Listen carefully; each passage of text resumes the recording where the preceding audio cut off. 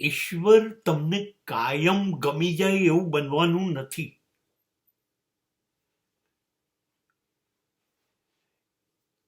પ્રકૃતિ, કુદરત એ ઈશ્વરનું જ નામ છે.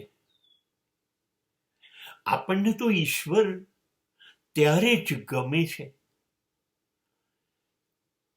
જ્યારે આપણે જે ધાર્યું હોય, આપણું મન ગમતું હોય એવું જ સતત બન્યા કરે.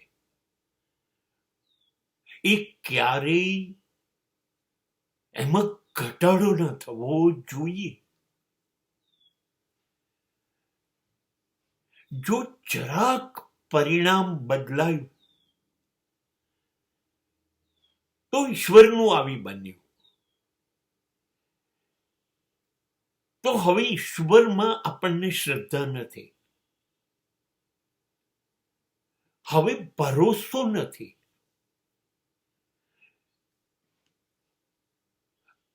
કેમ કે તું અમારું ધાર્યું તો કશું કરતો નથી. એટલે હવે તારામાં ભરોસો નથી. ના,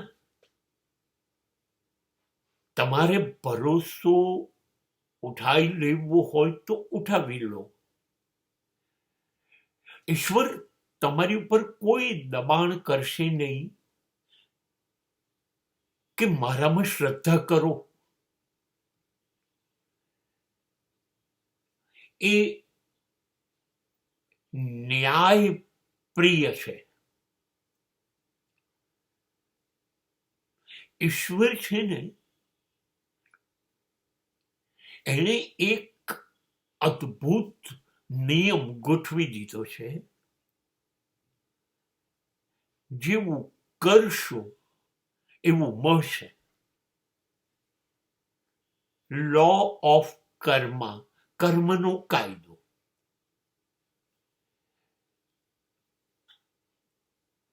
તમે બાવળિયા વાવશો તો કાંટા જ આવશે તમારા ભાગમાં.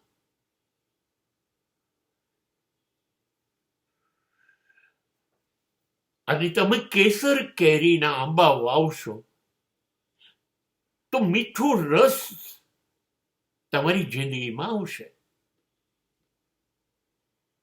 હવે તમે બાવળિયા વાવો અને પછી માંગો કે મને કેસર કેરીના રસ જેવી જિંદગી આપ. ના, એવું નથી કરતો. દુષ્કર્મ કરો તો સજા એ થઈ જ જશે. એમાં ઈશ્વર કોઈ દયા કરતો નથી. ખરાબ કર્યું તો એ કર્મ તમારી પાસે આવશે. ક્યારે એ ખબર નથી, પણ છટકી નહીં શકો, ભાગી નહીં શકો. દુષ્કર્મની સજા ભોગવવી જ પડશે. અને સારું કર્મ કરશો તો એની પણ નોંધ લે છે. એ નોંધાય છે. હા, ત્યાં કોઈ એવો એકાઉન્ટન્ટ નથી,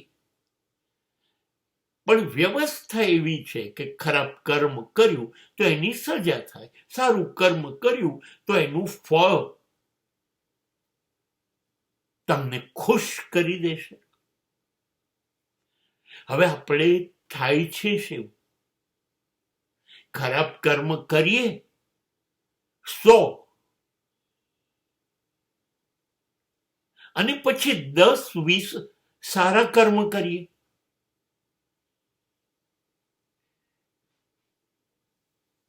તો પેલા માફ નથી થતા. દુષ્કર્મ 100 કર્યા તો 100ની સજા થશે જ. હા, થોડું દાન ધર્માદા કર્યું,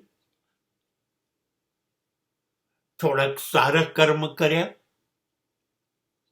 તો એનું ફળ પણ મળશે.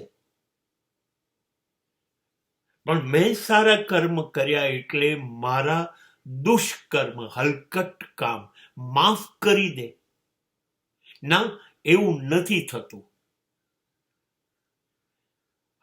આ ઈશ્વર ન્યાય પ્રિય છે. જન્મની સાથે જ કુદરત તમારી એક કર્મની ફાઇલ ખોલે છે અને મૃત્યુ સમયે એ ફાઇલ બંધ કરે છે. જે કર્મ કરો, જેવું કર્મ કરો, બસ કુદરત એનું ફળ મોકલી આપે છે. તમે ઈશ્વર ઈશ્વર કરો એ કુદરત નોંધતી નથી.